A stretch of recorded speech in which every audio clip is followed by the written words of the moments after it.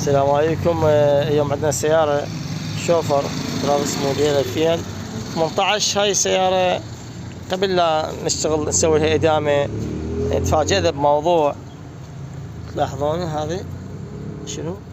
يعني هذه شوفوا، أقول السيارة خابطة، يعني أكو تغيير صاير بالدهن.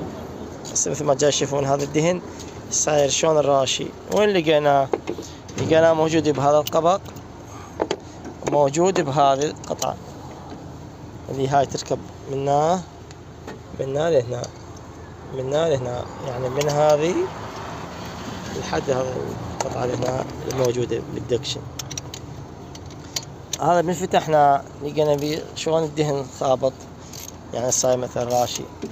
بداية قلقنا، قلنا لكم موضوع متعلق بالمحرك، يعني مثل ما تعرفون خابط. هذا ما يتحول مثل هذا اللون إلا إذا اختلط المي ويا الدهن. تأكدنا أكثر بجهاز متوفر برشتنا، جهاز فحص الغاز جيت اللي هو هذا. شغلنا السيارة وحملت السيارة أكثر من اللازم، وارتفعت درجة حرارتها، مراوح اشتغلنا انطفى مرتين. هذا الجهاز بقى محافظ على اللون الأزرق. طبعا هذا المعروف عنه، هذا الجهاز فحص الغاز جيت.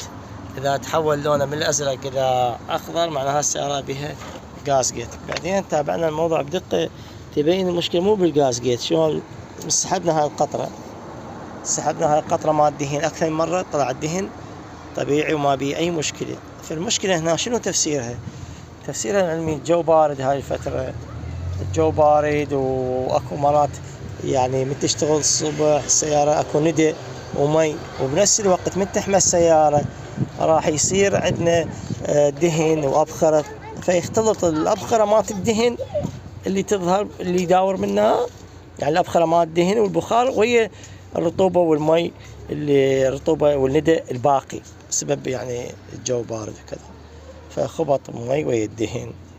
وهي السيارة ما بها غاز جيت، فحبينا نفيدكم يعني بهاي المعلومة.